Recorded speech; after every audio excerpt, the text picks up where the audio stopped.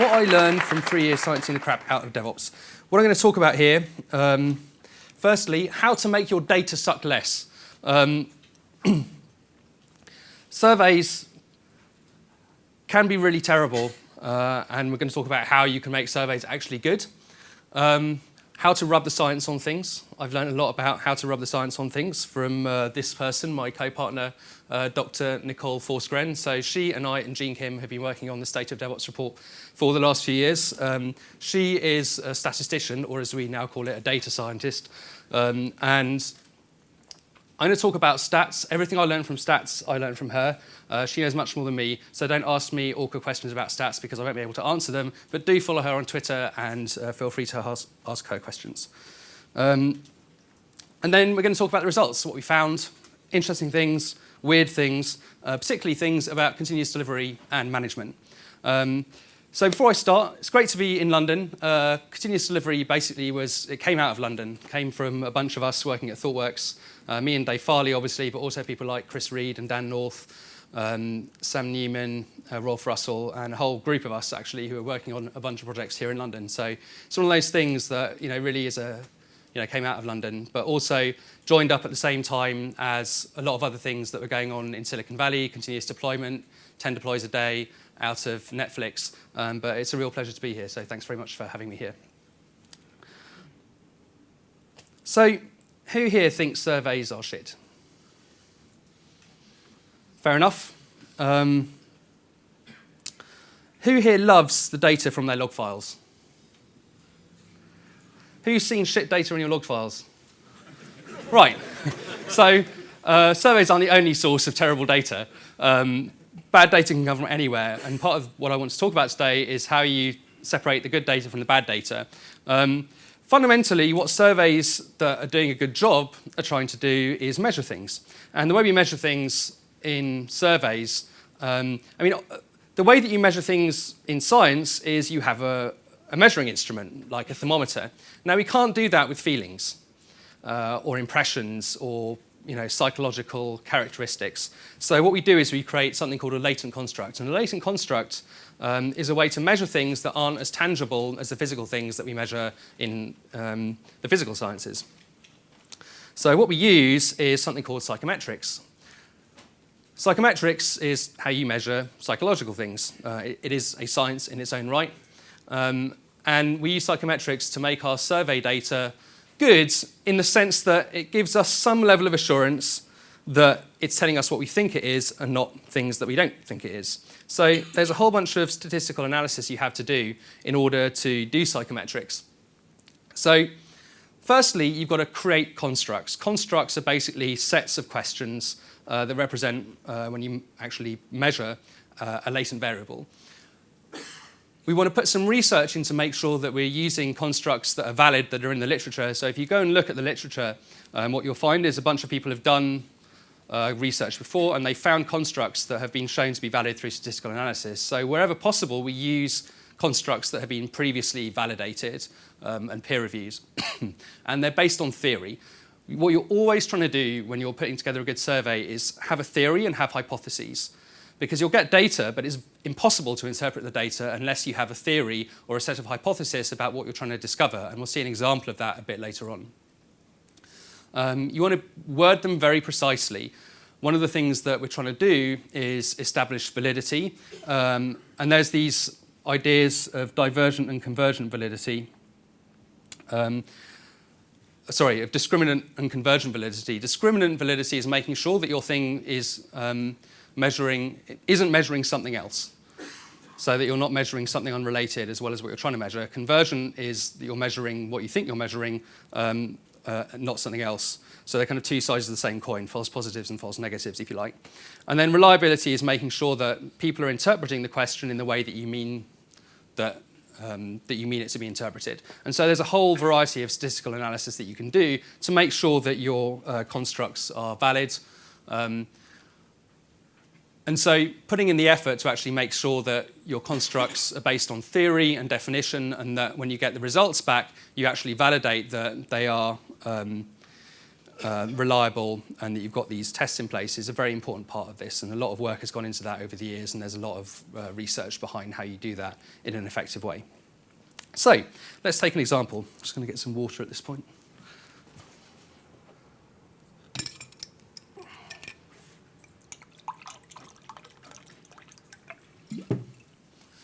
So one important example is culture. So we all know that culture is important, right?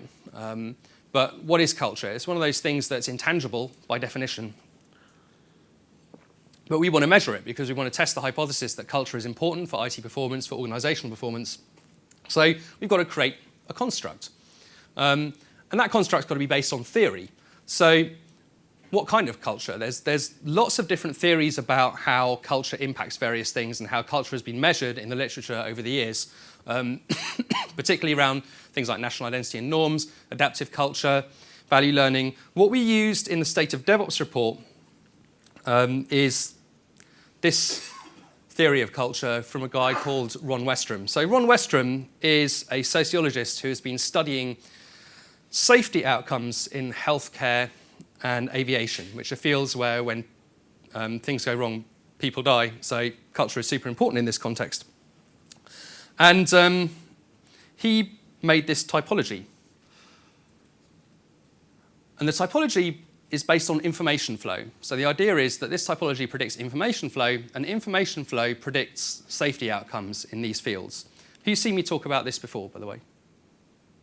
Oh, good. So I'll go into a little bit of detail on this then.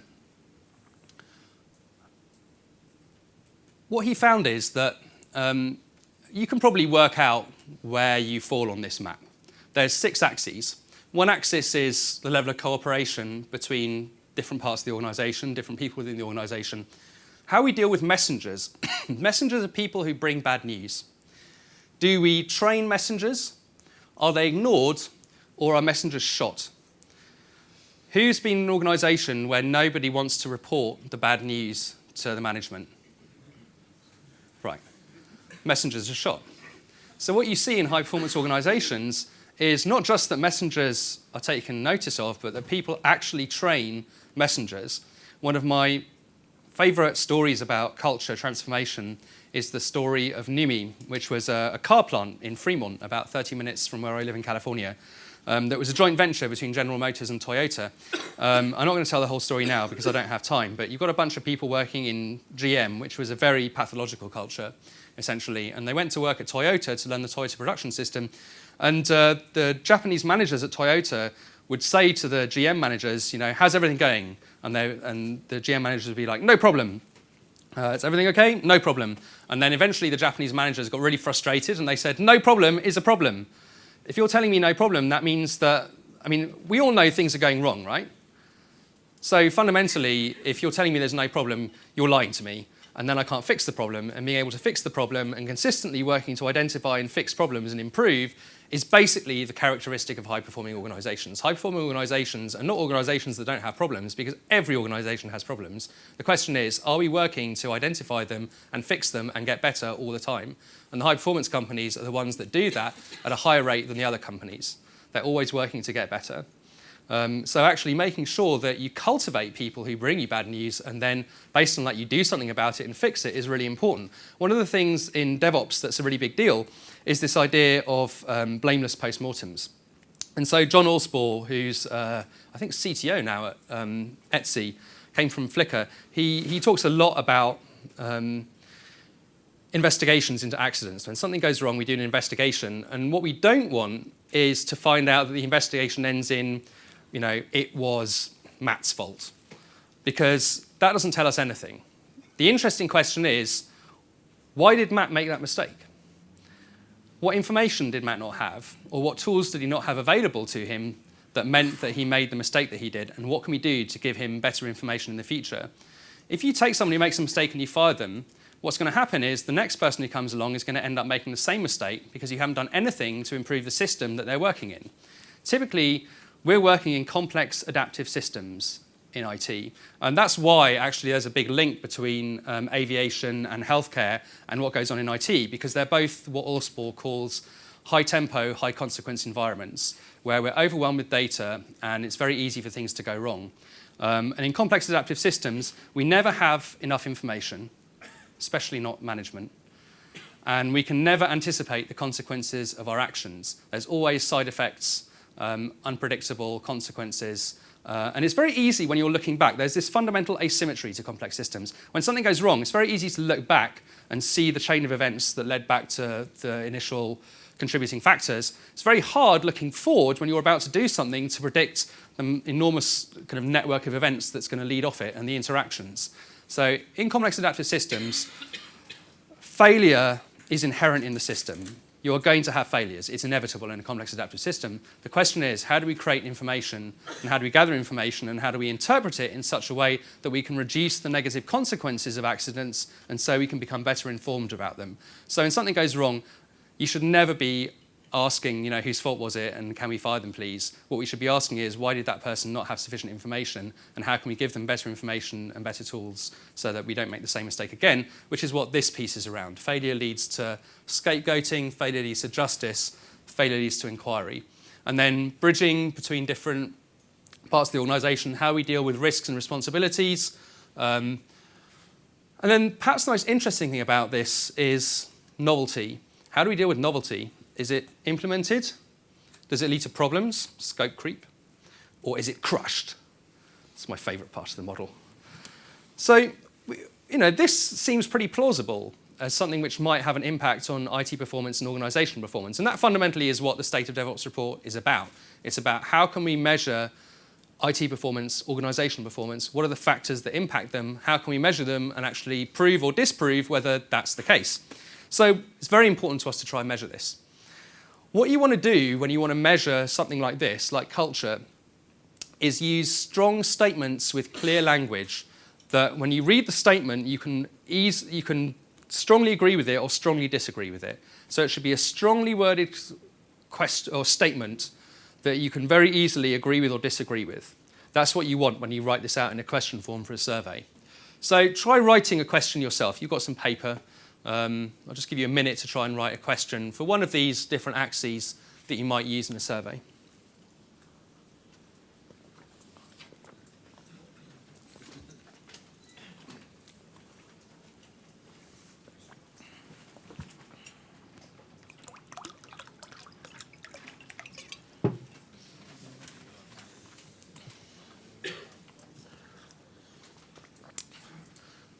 Okay, so here are the questions we actually ended up asking.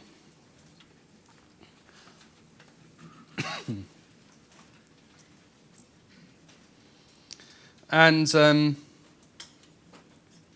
what we found when we evaluated the data at the other end is that they actually were both valid and reliable questions. So they were good questions to ask, it turned out, because when we did the statistical analysis, we did that discrimination analysis and reliability analysis, they did something called they loaded together, which I'll explain a bit later. And furthermore, we found that they were predictive of both IT performance and organisation performance.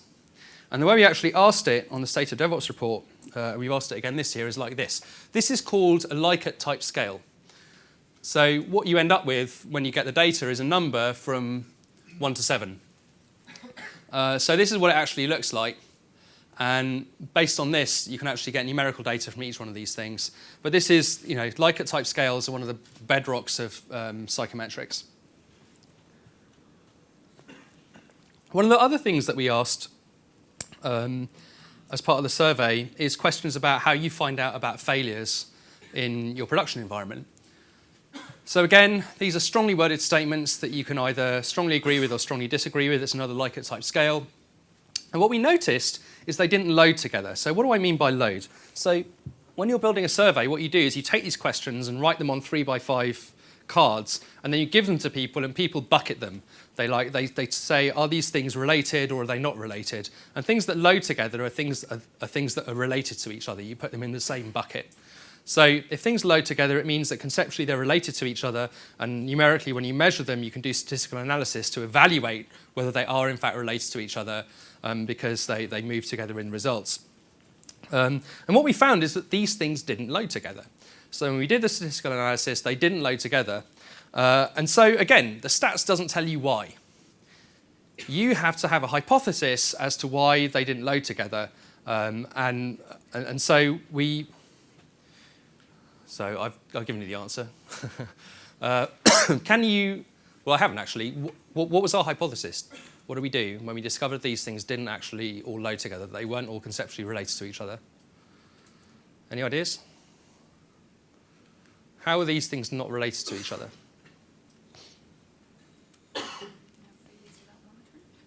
Huh? You can have failures without monitoring. That actually ended up not being our hypothesis. What we ended up hypothesizing was that there was two categories here. There was notification from outside the team and notification from inside the team. So this is where some, the network operations center or customers tells the team that something's wrong, whereas these are the things that the teams are measuring from inside. And what we found is that that was actually true. When we looked at the data, these two things loaded together and these three things loaded together.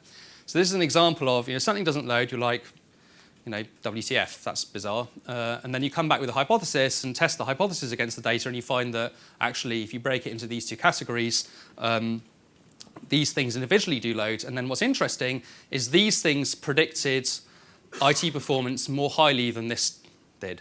So when the team actually pays attention to the data on what's going on in production, that predicts higher IT performance than when teams are notified by outside other parts of the organization.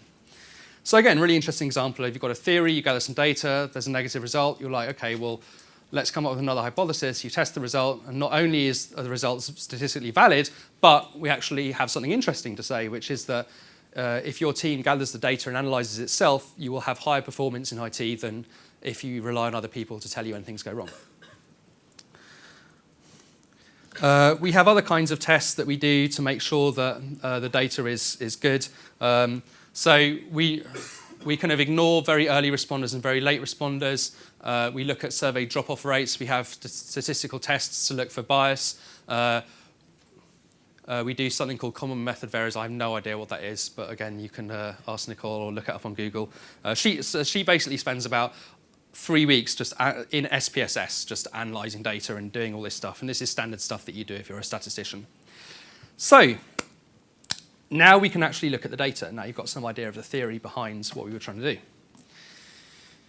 So the first thing we found in the 2014 State of DevOps report, which is the first one where we actually really had rigorous stats in place to do it, is that IT performance matters. We have been told for years that IT performance isn't important. David Carr famously wrote an article for Harvard Business Review that says IT doesn't matter, that it can't consistently provide you with a competitive advantage. He's not saying that it can't provide you with a temporary competitive advantage, it can, but what he's saying is that people will just keep catching up to you. So fundamentally, according to David Carr, IT is just plumbing. You can't create competitive advantage through better plumbing because plumbing is fundamentally commoditized. So we beg to differ.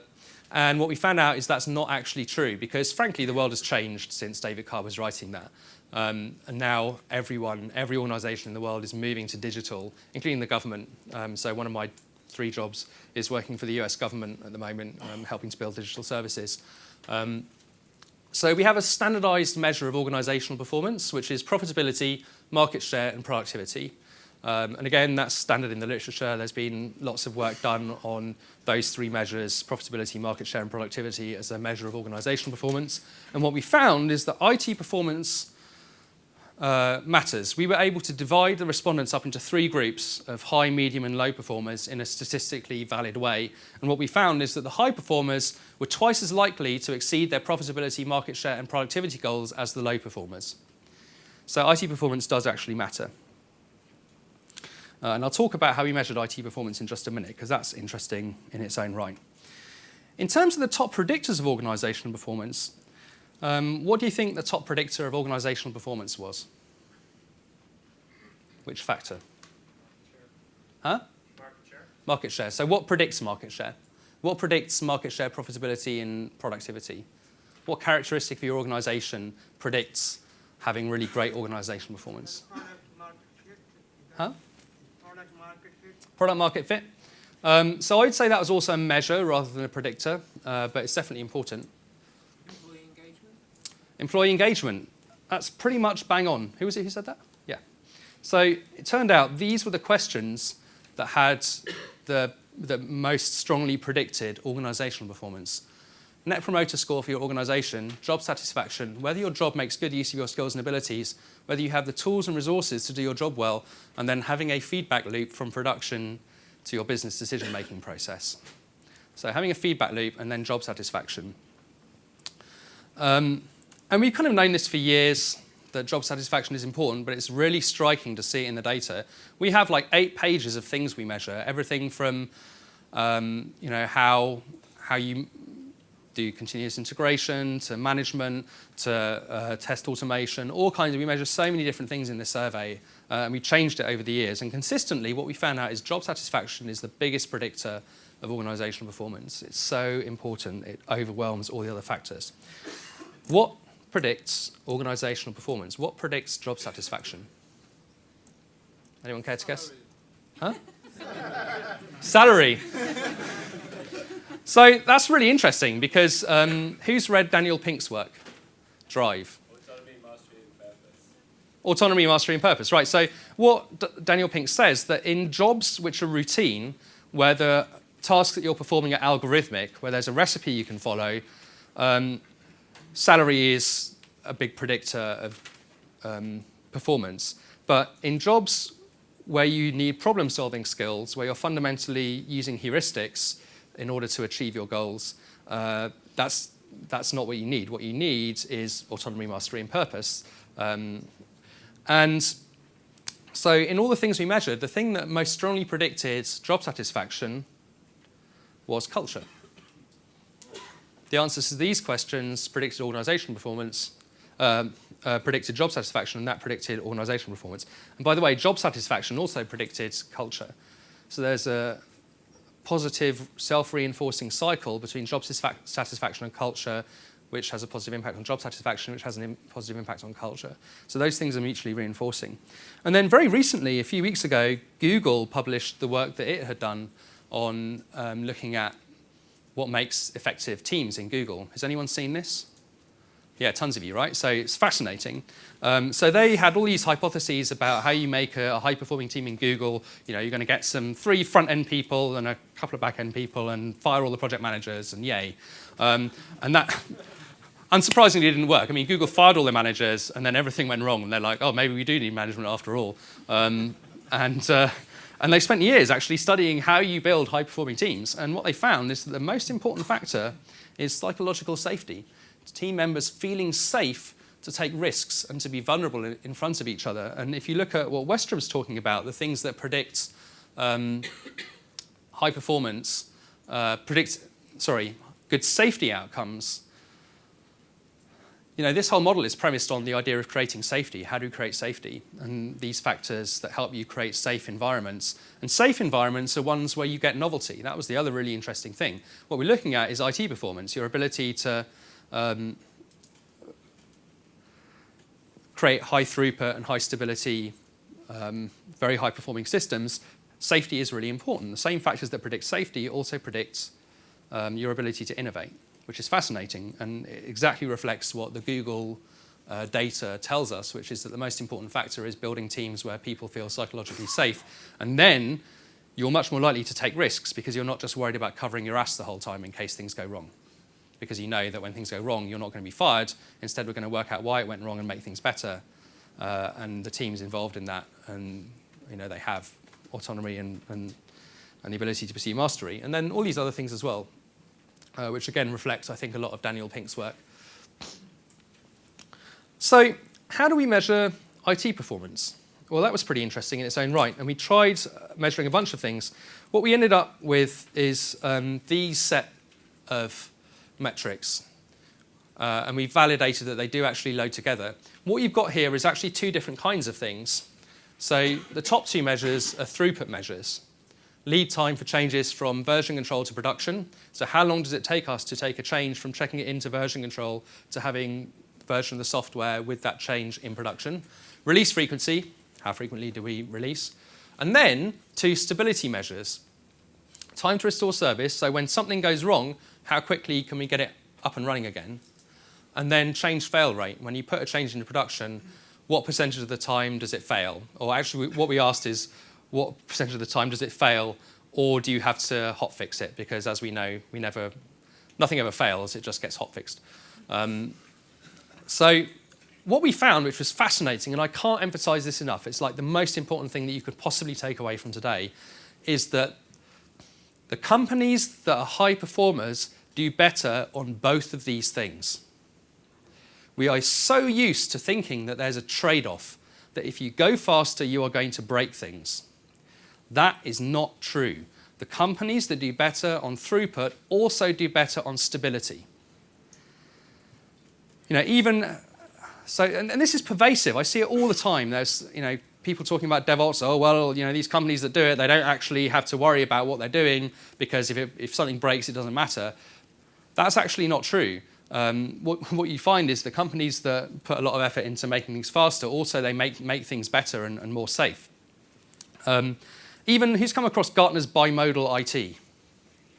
Right, so there's many things wrong with bimodal IT, and I've got a blog post that I'm kind of been working on for weeks now, which I'm going to publish, where I basically just eviscerate it.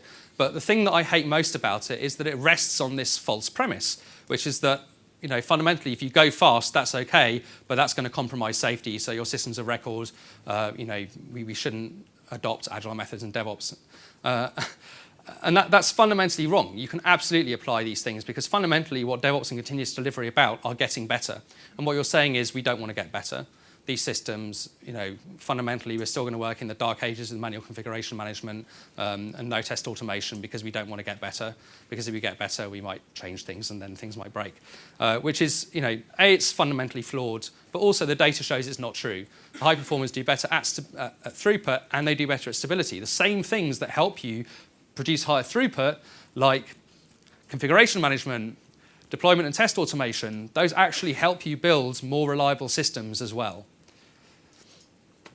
And the data very clearly reflects that. What are the things that have the highest correlation with IT performance? So, using version control, turns out, is very important. Who's worked on a team where they don't use version control? Isn't that terrible? Oh my God.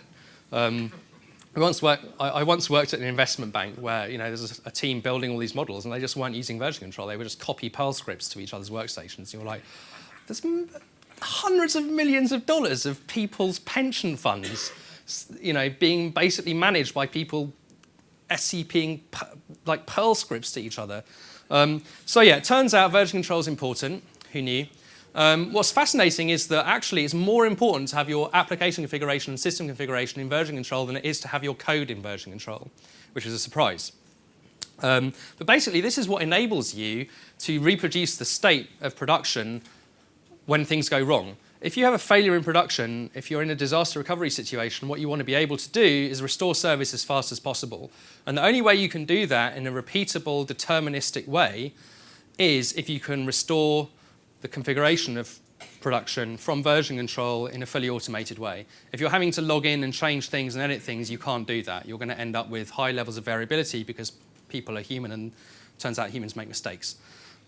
So that's very important. And again, this is one of these things that you can kind of intuitively see. Anyone who's worked on doing this, you can intuitively see how that increases throughput and stability. So it's very good at improving stability in terms of time to restore service because it makes it much easier to restore service when something goes wrong because you can just restore from a known good state of the system. But also, it allows you to increase throughput because this is the mechanism that allows you to create testing environments on demand rather than waiting a month for someone to manually configure the testing environment. Whoops. Yay. Who's actually been, who works at an organization where it takes more than 2 weeks to get a testing environment? Yeah, okay, loads of you. So 2016, we shouldn't be doing that. We should be able to self-service test environments on demand. And that's either a problem with your infrastructure or it's a problem with your architecture. But it's a problem with one of those two things or possibly both of them. And it's something that actually needs to be addressed. People are like, well, we can't do that because of your architecture. And the response to that is, well, then you've got to find a way to improve your architecture. There should be no excuses. We've shown this stuff can be done with mainframes. with all kinds of very complex, hairy systems. I spent the last 5 years consulting in big Fortune 500 companies. It can be done. It's hard. It's expensive, but it can be done. We can always get better. Getting failure alerts from logging and monitoring systems rather than from, say, Twitter. And then two things that are very dear to my heart. I've been banging on about the importance of continuous integration for longer than I can remember, like over 10 years. And I've been saying, continuous integration is really important. And people have taken on that message that continuous integration is important. And everyone these days says they're doing continuous integration. But what I discovered happened is that people have redefined continuous integration so that they can say that they're doing it. Showed out to be a very popular strategy in IT in general, is to take the thing that everyone wants you to do and redefine it so that you can say that you're already doing it. So who in this room is working on a team that's doing continuous integration? Put your hands up. Oh, everyone, brilliant. Keep your hands up, keep your hands up, keep your hands up. All right, put your hands down unless all the developers on your teams are checking into trunk to master to mainline at least once a day. If they're working on feature branches that do not get merged into master, into trunk at least once a day, put your hands down, otherwise keep them up. So long-lived feature branches, that's not trunk-based development. And then if the tests, when they fail, are not typically fixed and green again within 10 minutes, put your hands down. Okay, so this is actually astonishingly high number. I think that's the biggest proportion of hands I've ever seen. So, well done to all of you people. Normally what happens is I ask those two questions and there's like 2 hands left up in the room and I'm like, continuous integration is not running Jenkins against your feature branches and then ignoring the build when it goes red. It's a practice, not a tool, and a mindset, and it's the practice of everyone working in small increments off master, off trunk, and then actually fixing the build when it goes red. So, I've been through so much on this. Like in 2005, 2004, when we were talking about this, people said, well, continuous integration works on your small team, but it can't possibly work in big teams. And then now I have slides from Google with more than 10,000 developers all working off trunk in Perforce, and I show these slides, and I have people coming up to me at the end saying, well, I know continuous integration works at Google, but can it work on my small team? And I'm like, it's good to have these problems. And then people saying, well, I'm doing continuous integration. I have a bunch of feature branches on GitHub that get merged once a week, and that makes me sad. So I asked these questions, and it turns out that these things have a very high correlation with IT performance. So not only am I right, but I have data that says I'm right. And this is why I love surveys, because they're such a powerful source of confirmation bias. The other thing that's really important is this thing. This is the DevOps thing. When development and operations teams interact, the outcome is generally win-win. So rather than people finger-pointing and blaming each other when things go wrong, they actually work together. And when things go wrong particularly, this is when we find out what people are made of. Anyone can be friends when things are going well. The question is, what happens when things go wrong? Can we actually work together, or do we, does the facade break down and we start, throwing rocks at each other? So in terms of the top predictors of IT performance, this was the biggest shocker, actually, this thing at the top. And I'm going to come back to this in a minute. But basically, change approval processes, this is a big shocker. Version controlling, proactive monitoring, high trust organizational culture, which we've already talked about, and the win-win relationship between dev and ops. So this is 2014. I'm going to move to what we discovered last year in 2015. What we did in 2015 is we did some more powerful stats, and we use something called a structured equation model. And the structured equation model is interesting because it actually allows you to move beyond correlation and into the realm of prediction. So who's familiar with the idea of correlation? Right, so correlation is when two things move together, but you've got to be very careful about correlation. I have kids, my kids get vaccines. In California, there's a whole movement of people who are so well off that they've completely lost their minds, and they've decided that vaccination is actually the work of the devil, and it's a big plot by Big Pharma to give all our kids autism. And so they have all these graphs that show that as vaccination has increased, so has the incidence of autism.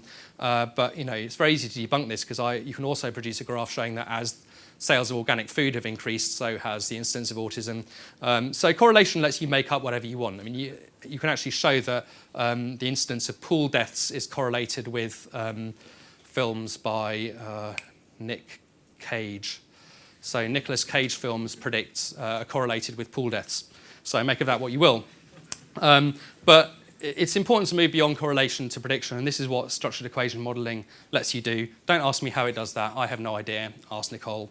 But basically what happens is I draw a diagram like this, and Nicole plops it into a tool that does structured equation modeling, and then she comes out with a lot of numbers which basically show the reliability of the prediction. So R squared is a measure of reliability that this thing actually does predict this thing, and then this is the strength of the prediction.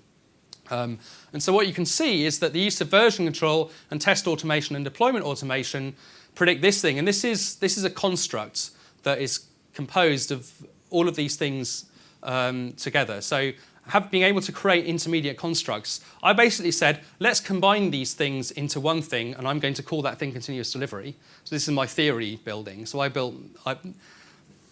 love this. Like, basically, I had some beers, and then at about 10 o'clock at night, I drew this on a piece of paper. I took a picture of it with my phone. I emailed it to Nicole. Nicole spent a bunch of time in a statistical analysis tool, and she's like, yep, you're right, and these are the numbers. And I'm like, fuck yeah.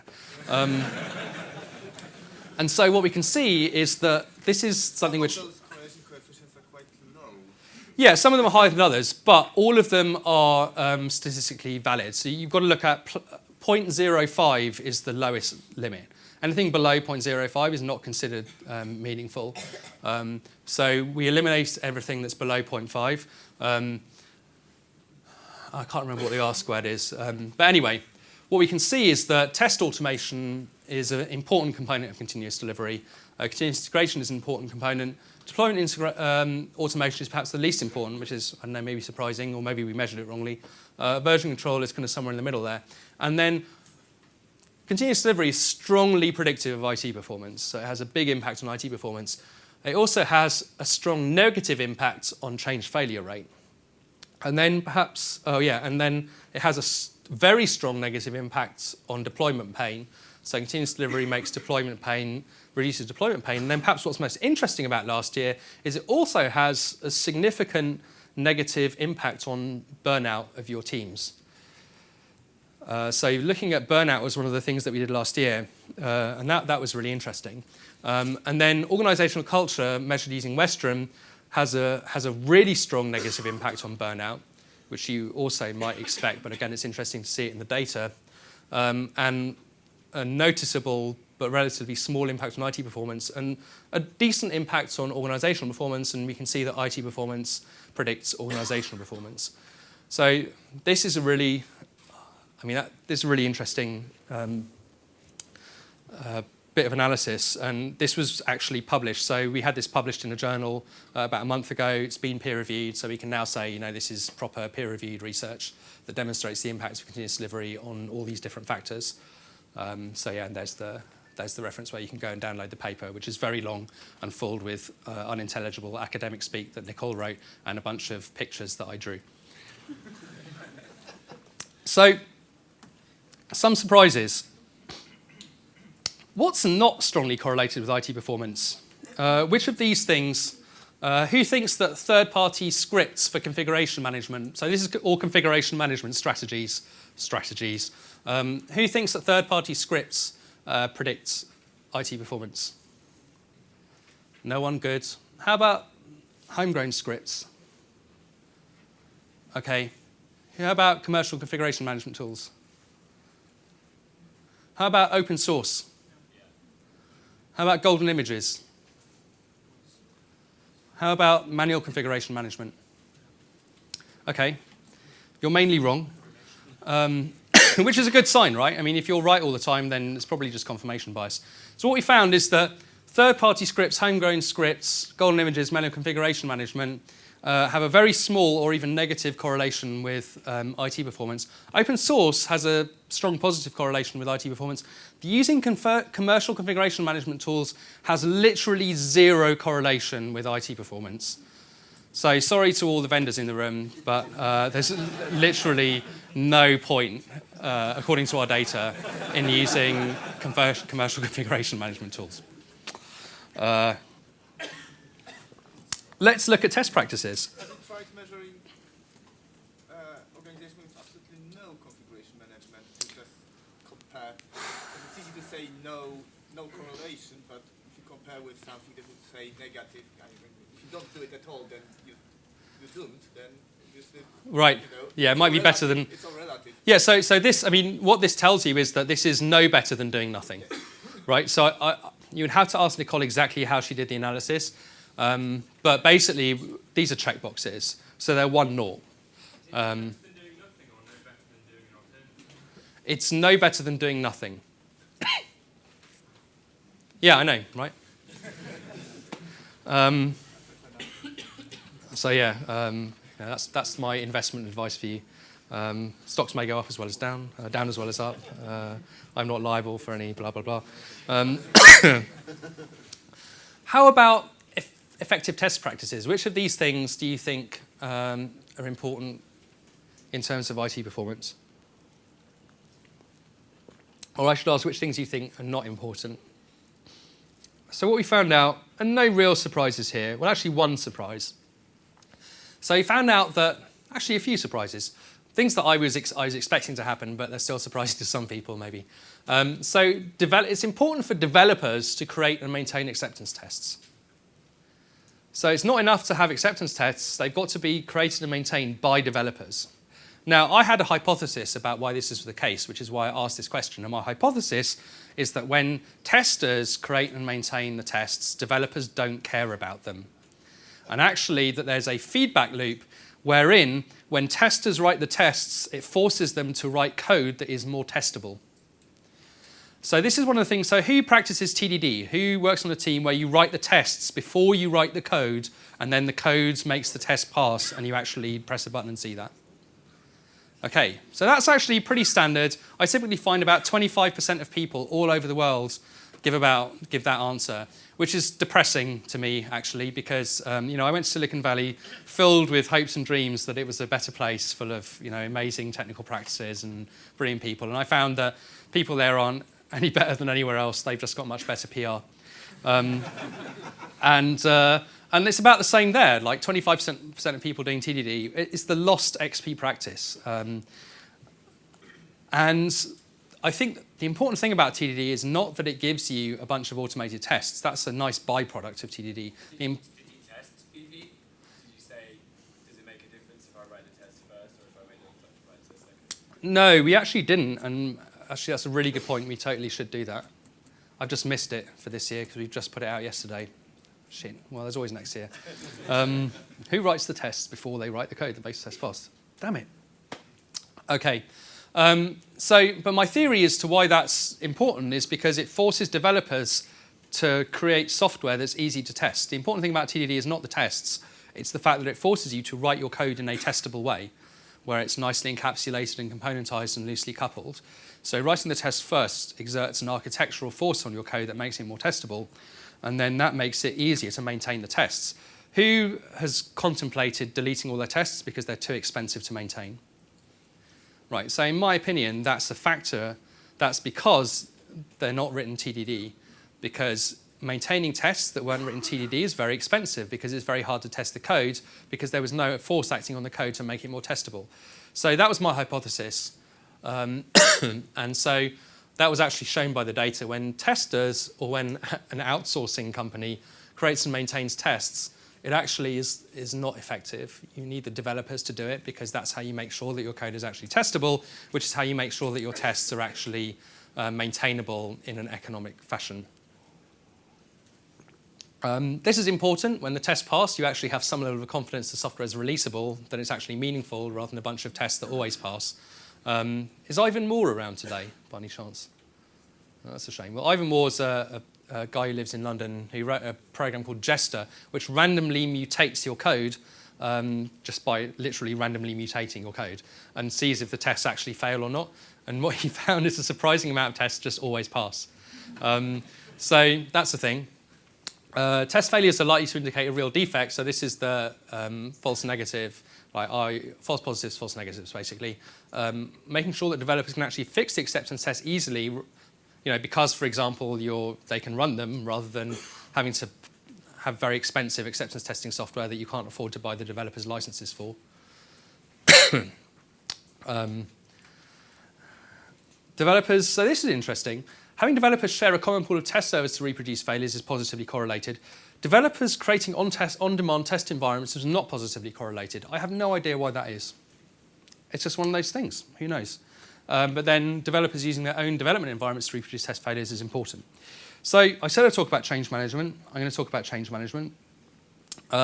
These are the questions we asked about change management. Do you use a change advisory board or some other external body who must say yes or no to your changes before you push them to production? Whether you do that just for high-risk changes, whether you have no change approval process, or whether you rely on peer review, meaning pair programming or developer code review. And what we found is to make this load, and it is highly predictive once it loads, we had to reverse code this. So having an external board was negatively correlated with IT performance. And this fell out. This didn't load at all. And our hypothesis is that this construct was just too, it was trying to measure a bunch of different things. It wasn't precise enough a question. So this thing fell out. This is like the discrimination thing. And then these two things plus this thing reverse-coded predicts IT performance. So what this tells us is that change advisory boards don't work. In fact, they have a negative impact. And when you look at what we're measuring throughput and stability. I was immediately suspicious of this because that was too good to be true. So I'm like, okay, well, let's break this out and look at throughput and stability. And what we found is that this has a massive negative impact on throughput, which is exactly what you'd expect. Obviously, it makes things slower. So the interesting question is, what's the impact on stability? And the answer is, there is negligible positive impact on stability of using change advisory boards. They have negligible positive impact on stability, but they are very, very bad for throughput. So they slow things down massively and don't make things any safer, effectively. And what you want to be doing is, and again, actually no change approval process is better because at least you can move fast. And this is the best thing to be doing using pair programming or developer code review, developers checking each other's code, basically. And intellectually, it's easy to see. I have a theory about why this is. I had a friend at ThoughtWorks who worked for a large European electronics manufacturing company, and they had a change review process where you would fill in a spreadsheet with 7 tabs and email it to a change manager in a different country. And the change manager had no idea what was written in the spreadsheet. And so they would phone up the developer and ask them a bunch of questions. And if they liked the answer to those questions, they would approve the change. Do you have a rollback process? Have you done all the testing? Blah, blah, blah. And the developers knew that the change manager had no idea what was written in the spreadsheet. So they would copy the last spreadsheet and then change a few of the boxes in the spreadsheet and email it through. And the change manager knew that the developer knew that the change managers had no idea what was written in the spreadsheet. So at this point, you have a process that I like to call risk management theatre. A performance designed to give the impression of effectively managing risk while actually demonstrably, according to the data, making things worse. And when you think about it, it can't possibly work. The idea that someone... All right, so who's a developer in this room? Who writes code? All right, keep your hands up. Put your hands down if you've never had it happen to you that you've made a change that you thought couldn't possibly break anything and it's broken something. If that's never happened to you, put your hands down. Right, so you're all real developers. Okay, good. Yeah, I mean, and we're the people who know the code base best of all. No, we write the code, we know it so well. And we make these mistakes all the time. You push it into production, you're like, this CSS change can't possibly break anything. And then, you push it into prod, and then the site goes down, and you're like, well, at least it wasn't me. And then, half an hour later, a bunch of very serious-looking people come to your desk, and they're like, so, that change you made. We do that kind of thing all the time. So what are the chances that someone who has no clue about the code base and doesn't even necessarily code could look at the changes and by inspection understand the impact on the production system? Particularly the impact of potentially hundreds of thousands of lines of changes by hundreds of developers over a significant period of time. The only rational response if you're in that position is to say no. If I was in that position, I would say no, because it's the only rational thing to do. I mean, one of those changes is probably going to break something, so no. You can't make that change. Until someone who's your boss basically forces you to say yes. So it can't possibly work, doesn't work. Here's the data, yay. So I want to talk about management stuff a bit. I only have 10 minutes left, and I want to leave 5 minutes for questions, so I've got 3 minutes left, gosh. So work in process. Managing work in process, having work in process limits, we know that's important, right? Everyone knows managing WIP's important. Turns out, correlation between WIP and IT performance is negligible. Oh noes. So this is one of these things where structured equation modeling came to the rescue. So we measured a bunch of different things, and then again, around the same time, about 11 o'clock at night after a few beers, I drew another diagram, took a picture, sent it to Nicole. She spent a bunch of time the next day in a structured equation modeling program. Turns out this model is valid. So WIP doesn't directly predict IT performance. But when you combine WIP limits with the use of visual displays to monitor quality, productivity, and work in process, and the use of application performance and infrastructure monitoring tools to make business decisions, which feed into this thing, which I'm calling lean management, that does predict IT performance. And if you take this away, the prediction is less strong. So this is one of these things where actually, again, shows the importance of having a theory and constructing a theory and then putting the theory into the model. And so these things together actually have a strong impact on IT performance, but this thing on its own does not. You have to combine this thing with these other things for it to be effective. And this is something we see all the time. You know, you can't just implement the practices piecemeal. The practices actually have to be implemented together, otherwise they don't work. So actually coming up with ideas about how you can combine things to have an impact on IT performance is part of what we're doing when we're modeling this stuff. So this year, in fact, yesterday, we launched the State of DevOps report again for this year. We're doing some new things this year. I have a theory that quality is also important. So we measured throughput and stability. I want to measure quality as well. All this stuff really, continuous delivery, lean management, all this stuff comes from basically the Toyota production system. And what Toyota did, which was so impressive, is they didn't just make cheaper cars. That would not have done it. What was impressive was that they made cars that were cheaper, they made them faster, and they made them higher quality. And that was what destroyed the US auto industry. It was the fact it wasn't a zero-sum game, it wasn't a trade-off, they changed the game. They changed the paradigm, and they were able to consistently improve the quality and reduce the costs and do it faster than other people, and they continue to outpace everyone else. And this is what's true with DevOps and continuous delivery as well. It's not a zero-sum game. We're actually changing the game and improving all of these things. And so my theory is that quality, continuous delivery is going to lead to improved quality. Our first problem is how do we measure quality? So we've got a whole bunch of different things that we're putting in to try and measure quality, and we'll see which ones actually load, if any of them do, with our other IT performance metrics. We want to look at security and compliance, the impact of these practices on security and compliance, and the impact of security and compliance on these practices. We're looking at test data, we're looking at some more lean practices, and obviously containers. So I'm a massive get off your lawn guy. I think containers is just Solaris zones, right? So yay. But we have a bunch of questions to see if that is actually important. And we launched it yesterday, so I actually wrote the platform in PHP. Because I'm a massive get off your lawn guy. And we launched it yesterday. I spent the whole of yesterday, I didn't sleep the night before last. I slept for 4 hours and then woke up after an anxiety dream about database deadlocks. I spent all of yesterday in front of New Relic just going, ah. And then I discovered that it was like I/O that was constraining the system, which is what it always is when you've got a database, so who knew? But yeah, please, this is the URL. Please go and take this survey. Please try and crash my terrible PHP software and prove that it's a terrible technology. Please do that by taking the software, not by red teaming my server. But please, if you do one thing, go and tweet this to everyone you know, get them to take the survey. We need this data. We put it into papers, we get it peer-reviewed, we publish it, and then we have real academic peer-reviewed data that shows that this stuff that we're talking about actually works in real life, which is really important in trying to get the industry to get better.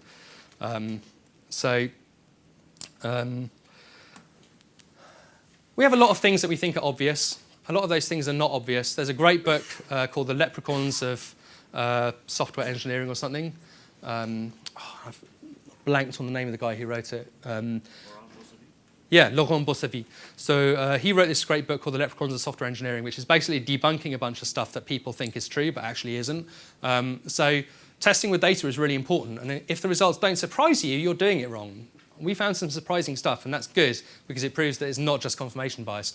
Also, if everything surprises you, you're probably doing it wrong too. So some of the things should not surprise you. We can have it all. This idea that if you go faster, you break things is fundamentally wrong. The best organizations are those that are continually working to get better and that don't take no for an answer, or we can't make that work here for an answer. You can't, I mean, it's true, everyone is a special snowflake. You know, I give these talks, people are like, well, that's great, but it can't work here. And I'm like, you're right. These things I'm telling you can't work here. You are going to have to solve your own problems, and that's the only way you're going to get better is by solving your own problems, not doing what someone else tells you to. But what's not true is that you can't get better and that you can't find some way to improve your work environment and your solution and the systems you operate in and the cultures you operate in. And if there's one thing you should do every day, go into work, try and make things slightly better for the people around you. And if we all did that every day, the world would be a better place. Thank you very much.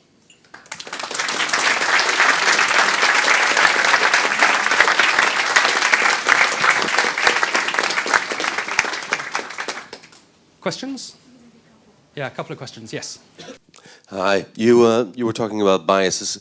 I'm a little curious about selection bias. I'm actually very much surprised that you got people to answer questions about the DevOps survey that actually said they didn't use source control. So. Yeah, so selection bias is really important for those of you who aren't familiar with it. Selection bias basically says that the people who come and take your survey are not representative of the wider population. That's what selection bias is. And we're pretty certain that there's selection bias going on. The kind of people who would read my tweets or the kind of people who would get the emails that we send out to the Puppet Labs people, and we've got like a whole bunch of sponsors this year, that's not going to reach the people who are working on mainframes in, you know, banks in Aberdeen. I mean, you know, a few of them maybe, but they're probably going to be a bit depressed, and it's just because they can't get another job, and they're like secretly wishing that everyone else would do this stuff and like leaving copies of continuous delivery strategically placed next to the water cooler. So we're pretty sure selection bias is there. That's one of the reasons why I want everyone to tweet this, so you can get more people to take the survey. However, we had over the last 3 years, we've collected more than 20,000 responses from all over the world, from all different industries, including very highly regulated industries. So we're very confident. I mean, they exceed the factor of results you'll need to demonstrate statistical significance by a factor of 100. So we're like 2 orders of magnitude higher than the number of responses you need that are regularly used to do surveys in science. I mean, if you go and look at scientific journals, you will see all the time people publishing papers where N sample size is less than 100. We do not have that problem. We have 20,000 responses from all over the world from different domains. So while the number of people, we would expect the vast majority of people to be low performance. That's not true. We actually have quite a lot of people in the high performance group. So that's what tells us that there's some level of availability, selection bias. But we are very cleanly able to divide people into low, medium, and high. And so even though there's selection bias, you can still say very strongly that the results are statistically significant and valid. So in your slide with the things that fed into organisational health and happiness, it didn't look like there was anything about resourcing in there, so having enough people to do all the things that need to happen. Yep. Was that something you considered or No, found out and about? actually I think the important thing is, my hypothesis, which again we haven't asked this year, but good to have things for next year, is that it's when people split time between different projects. That I think is probably going to be the thing that predicts this problem. So yeah, we didn't ask that this year, but I'll make a note of that for next year.